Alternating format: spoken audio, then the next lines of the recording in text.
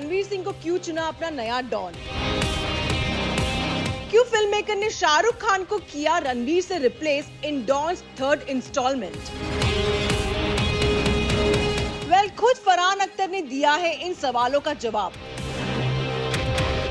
उन्होंने रिवील किया आखिर क्यों वो डॉन 3 के लिए नहीं कर पाए एसआरके के साथ कोलैबोरेट। फरहान अख्तर के पॉपुलर डॉन फ्रेंचाइजी की तीसरी किश्त का इंतजार हर किसी को है, लेकिन जब फिल्म मेकर ने ये फिल्म अनाउंस की तो लोगों को एक बड़ा झटका लगा, क्योंकि फरहान ने रणवीर सिंह से शाहरुख खान को डॉन 3 में रिप्लेस कर दिया। जिन्होंने पहली 2 डॉन फ्रेंचाइजी में अपनी परफॉर्मेंस से न सिर्फ लोगों का दिल जीता है, बल्कि डॉन के कैरेक्टर को बिगर और स्टाइलिश भी बनाया। ऐसे में पूरे सोशल मीडिया पर हलचल मच गई। इस न्यूज पर लोगों का मिक्स्ड रिएक्शंस मिला और कुछ लोग एक्साइटेड है ये देखने के लिए कि रणवीर सिंह इस कैरेक्टर में क्या नया रंग लाते हैं। वहीं दूसरे लोगों का मानना है कि एसआरके से बेहतर कोई डॉन नहीं बन सकता।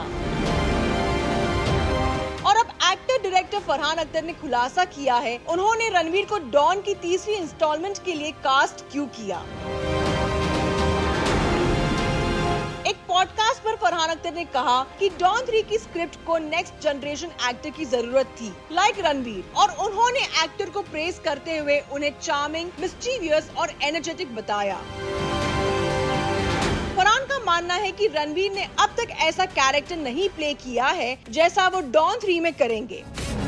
फरहान के अकॉर्डिंग रणवीर ने मोस्टली लाउड कैरेक्टर्स प्ले किए हैं एक्सेप्ट हिज रोल इन लुटेरा। फरहान अख्तर ने आगे बताया कि कैसे उन्हें डॉन 3 में रणवीर सिंह से एक अलग तरह का परफॉर्मेंस चाहिए। He said, Don requires a very different performance from him. There's a certain holding inside him that is needed, which I don't think he has done. So I think it is a nice challenge for him to be able to do it. Don 3 पर SRK के साथ उनके creative differences थे script को लेकर। इसी वजह से ट्रिलॉजी एसआरके के साथ नहीं बन पाई और दोनों ने म्यूचुअली अलग होकर आगे बढ़ने का फैसला किया। फरहान अख्तर रणवीर सिंह के साथ एक न्यू एरा स्टार्ट करने के लिए तैयार है, जिसकी फिल्मिंग 2025 में शुरू होगी, जैसे कि खुद उन्होंने कंफर्म किया है। वहीं रणवीर के साथ डॉन 3 में कियारा आडवाणी भी नजर आएगी। उनके कैरेक्टर की डिटेल्स अभी तक सामने नहीं आए हैं।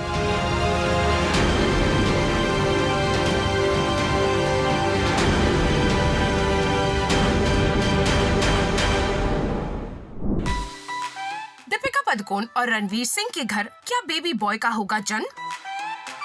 सोशल मीडिया पर एक वायरल पिक्चर को देखने के बाद नेटिजन्स दीपिका रणवीर के फर्स्ट बेबी के जेंडर को लेकर कयास लगा रहे हैं। इसके साथ ही बताएंगे अपने बेबी को वेलकम करने के लिए सून टू बी पेरेंट्स ने की क्या खास तैयारी। बॉलीवुड के बिलावड कपल दीपिका पादुकोण और रणवीर सिंह अपनी लाइफ के सबसे अच्छे रोल प्ले करने के लिए एक्साइटेड है, जो है पेरेंटहुड का। दरअसल दीपिका रणवीर सितंबर 2024 में अपने फर्स्ट बेबी के अराइवल का बेसब्री से वेट कर रहे हैं and they have probably started preparing for the celebration. Actually social media पर एडोरेबल गिफ्ट्स की ये पिक्चर तेजी से वायरल हो गई है, जो एक गिफ्टिंग ब्रांड ने हाल ही में अपने ऑफिशियल इंस्टाग्राम हैंडल पर पोस्ट की है और दीपिका को टैग किया है, writing Deepika पादुकोण's order being gift packed. इसे देख ऐसा लगता है कि सून टू बी पेरेंट्स ने ये बॉक्सेस खास अपने बेबी के वेलकम के लिए क्यूरेट करवाए हैं, जो वो अपने फ्रेंड्स और फैमिली के साथ शेयर करेंगे और जिसके साथ हो सकता है वो अपने बेबी का जेंडर अनाउंस करे। आप देख सकते हैं कैसे बॉक्स को मिनिमलिस्टिक ब्राउन पेपर से रैप किया गया और एक लाइट ब्लू स्ट्रिंग से नीटली बांधा गया है। स्ट्रिंग के साथ कुछ चार्मिंग सेरेमिक हैंगिंग्स भी लगे थे, जिसमें फिश, स्टार्स और सर्कल्स जैसी शेप्स थी, सभी ब्लू और व्हाइट शेड्स में। बॉक्सेस पर इस्तेमाल हुए इस सब्टल कलर ने स्पेकुलेशन को और भी बढ़ा दिया है। फैंस ये वंडर कर रहे हैं कि क्या कपल बेबी बॉय एक्सपेक्ट कर रहा है। वैसे दीपिका रणवीर के बेबी के जेंडर को लेकर रूमर्स कुछ टाइम से सर्कुलेट हो रही थी और ऐसे में इस लेटेस्ट हिंट ने एंटिसिपेशन को और भी हाइटन कर दिया है। दूसरी तरफ दीपिका, जो अपनी प्रेगनेंसी के लास्ट लेग में है, उन्हें रिसेंटली मुंबई के एक ईटरी से निकलते हुए स्पॉट किया गया, जो लगता है अपनी प्रेगनेंसी क्रेविंग्स को सेटिस्फाई करने पहुंची थी। इस दौरान मॉम टू बी दीपिका अपने ग्रीन फ्लोरल अटायर में खूबसूरत लग रही थी। दीपिका का प्रेगनेंसी ग्लो देखने लायक था। उन्होंने अपने फैंस के साथ जनरसली पिक्चर्स के लिए पोस्ट किया और फिर अपनी कार की तरफ बढ़ गयीं। ऐसे में दीपिका रणवीर के फैंस अब बस गुड न्यूज का इंतजार कर रहे हैं।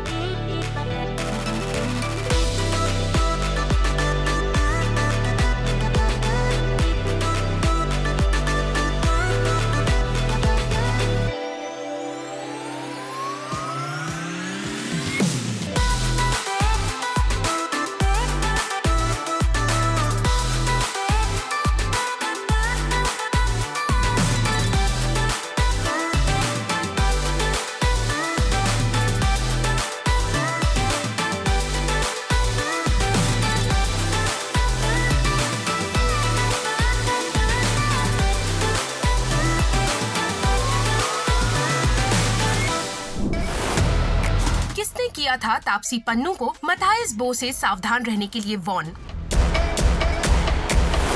क्या तापसी को डेट करने के बहाने सचमुच मथाइस बो उन्हें किसी शेख को बेचना चाहते थे इन दुबई?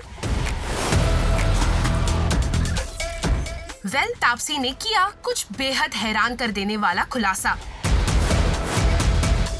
तापसी पन्नू अपने लॉन्ग टर्म बो मथाइस के साथ हैप्पीली मैरिड है। लेकिन क्या आप जानते हैं, जब एक्ट्रेस पहली बार मथाइस से मिली थी तो उनके दोस्तों ने उन्हें कॉशियस रहने की वार्निंग दी थी। तापसी को उनके फ्रेंड्स ने मथाइस से वार्न किया था। एक्चुअली तापसी इंडिया में रहती थी और मथाइस डेनमार्क में थे और दोनों पहली बार दुबई में मिले अपनी पहली डेट के लिए। ऐसे में तापसी के दोस्तों को उनकी सेफ्टी की चिंता थी और जिसके कारण उन्होंने तापसी को मथाइस से बच के रहने की सलाह दी। तापसी ने ये इंटरेस्टिंग रेवलेशंस अपने एक रीसेंट इंटरैक्शन के दौरान किया। तापसी पन्नू से पूछा गया कि उन्होंने प्यार के लिए सबसे क्रेजी काम क्या किया है, जिस पर तापसी ने कहा, That has been for the first date, cross continent or rather cross country. First date when you don't know the other person at all. That has been the craziest thing I have ever done for anybody. He proposed to me saying that I would like to take you on a date either in Denmark or Dubai because these are the two places I know very well. So I said, who would go to Denmark? Schengen visa, oh my god. Taapsee ने आगे कहा कि वो खुद इस बात से हैरान थी कि आखिर मथाइस उनमें इतना इंटरेस्टेड क्यों है। उन्होंने मथाइस बो से मिलने का अपना प्लान अपने दोस्तों को बताया, जिसके बाद उनके दोस्तों ने अपना कंसर्न जाहिर किया और कहा कि कहीं मथाइस उन्हें बेच ना दे किसी शेख को दुबई में। तापसी ने बताया, So my friends were like, you take care of yourself. Don't let him sell you. I am not kidding. My friends actually gave me, my best friend's sister stays in Dubai. So she gave me her number and I don't know if he's selling me to a sheikh. She won't be able to stop the deal, right? He turned out to be a good guy. That's why 10 to 11 years passed. I'm sure I would still want to stay with him. यहाँ आपको बता दे, तापसी से मिलने के 1 साल बाद ही Matthias बो ने उन्हें प्रपोज किया था और लगभग 9 सालों से दोनों एंगेज थे। लेकिन इतने सालों बाद भी तापसी और मथाइस का फैसला नहीं बदला और दोनों ने एक प्राइवेट सेरेमनी में शादी कर अपने फैंस को सरप्राइज किया।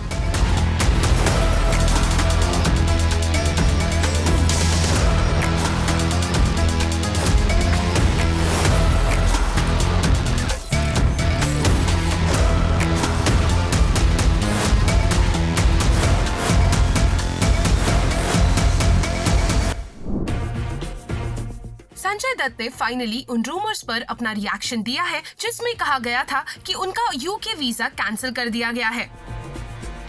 वीजा कैंसिल होने के बाद उन्हें अजय देवगन की अपकमिंग मूवी सन ऑफ सरदार 2 से हाथ धोना पड़ा और इस फिल्म में रिपोर्टेडली संजय की जगह रवि किशन नजर आएंगे।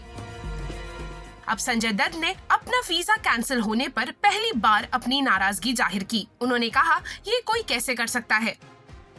उन्होंने ये भी एक्सेप्ट किया कि उनका वीजा कैंसिल हो गया है, जबकि उन्होंने सभी रूल्स एंड रेगुलेशंस फॉलो किए थे, फिर भी उनका वीजा रिजेक्ट कर दिया गया। एक रिपोर्ट के मुताबिक यूके वीजा रिजेक्ट होने पर संजय दत्त ने अपना रिएक्शन दिया and said, I know one thing that the UK government did not do the right thing. They gave me the visa. वहाँ सब पेमेंट हो गया था, everything was ready. Then a month later you are cancelling my visa. I gave you all the papers and everything required. Why did you give me the visa in the first place? You shouldn't have given me the visa. How come it took you 1 month to realize the laws? जब संजय दत्त से son of सरदार 2 में उनके special role के बारे में पूछा गया तो उन्होंने कहा, मुझे इस बारे में कुछ नहीं पता। आगे उन्होंने कहा कि यूके ना जाकर वो कुछ मिस नहीं कर रहे। वैसे भी who is going to the UK? There are so many riots happening there. Even the Indian government has issued a statement that you should not visit UK. I'm not missing out on anything. But yes, they have done wrong. They need to rectify this. I am a law-abiding citizen. I go according to the law and I respect every country's law. साफ है Sanjay Dutt visa rejection के बाद काफी furious है, लेकिन आपको बता दे visa reject होने का रीजन भी काफी पुराना है। ये केस 31 साल पुराने एक मैटर से रिलेटेड है। आपको याद होगा अप्रैल 1993 में संजय दत्त को TADA और आर्म्स एक्ट के तहत अरेस्ट किया गया था। बाद में उन्हें 5 साल की जेल की सजा मिली थी। मार्च 2013 में सुप्रीम कोर्ट ने उनकी 5 साल की सजा को कंफर्म किया और कई बार बेल मिलने के बाद उन्होंने 2016 में अपनी सजा पूरी की।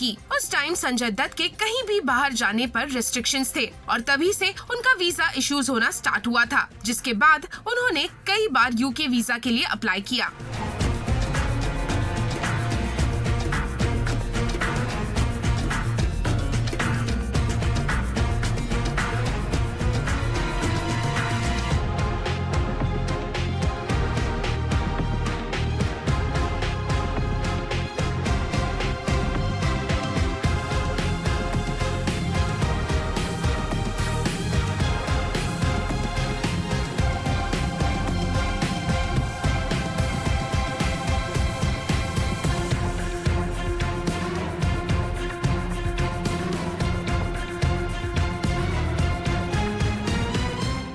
All of the lows, I see all of the days that I didn't want to get out of bed. I see the crying, I see the constant asking my mom if I'm going to be okay, if I'm going to be okay. That's not superhuman strength. That's a little girl in there as well who is just weak and wants to get better.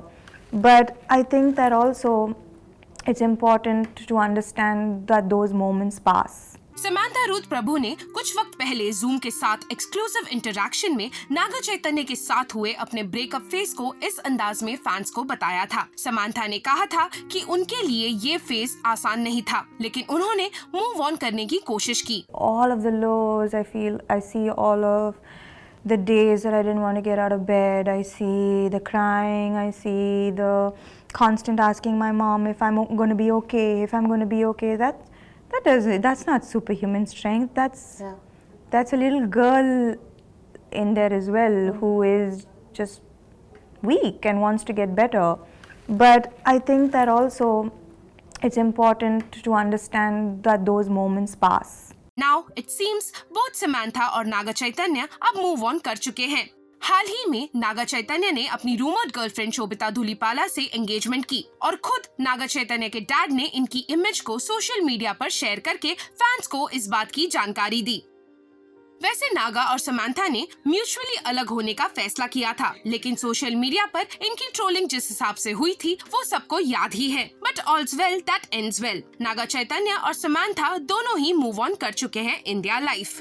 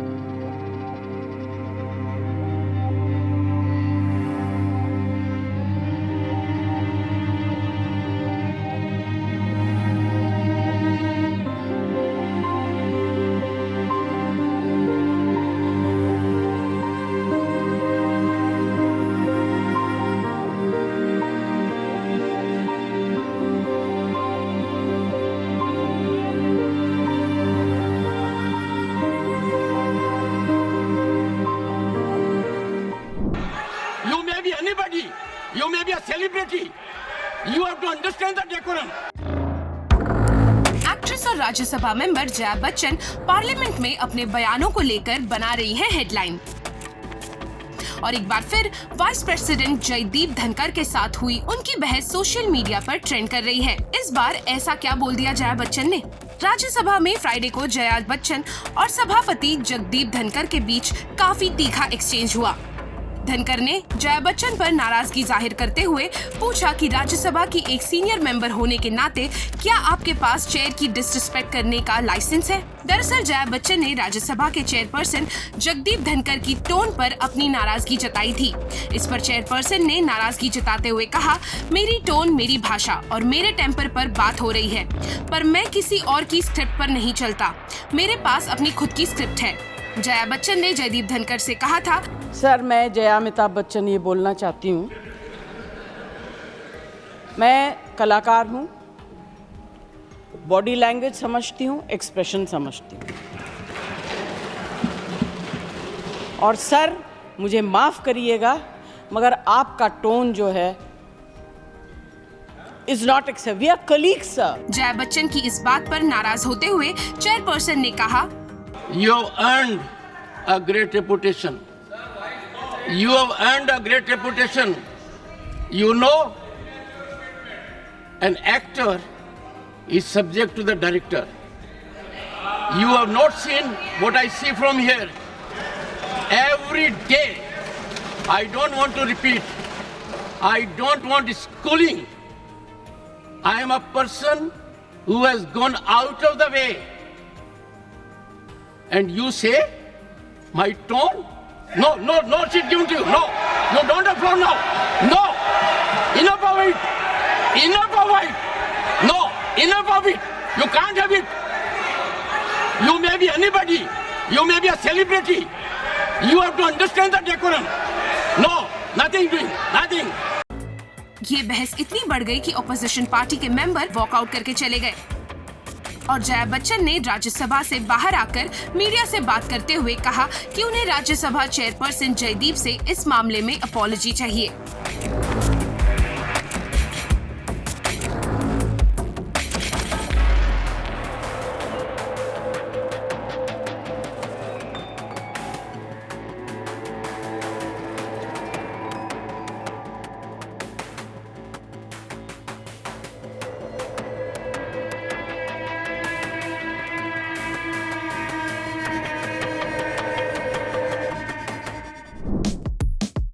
Arjun Kapoor के साथ अपने reported breakup के बाद मलाइका लगता है पूरी तरह से वेकेशन मूड में आ चुकी हैं और वो इसलिए क्योंकि मालदीव्स में उनके हॉलिडे करने के बाद अब उन्होंने अपने पेरिस ट्रिप के कुछ अमेजिंग पिक्चर्स शेयर किए हैं। इनमें से पहली फोटो में मलाइका को पेरिस की गलियों में वॉक करते हुए देखा जा सकता है और दूसरी पिक्चर में वो एक बर्गर एंजॉय कर रही हैं और एक फोटो एलिवेटर सेल्फी की है और इसके अलावा एक और फोटो में वो पेरिस की धूप का लुत्फ उठा रही हैं।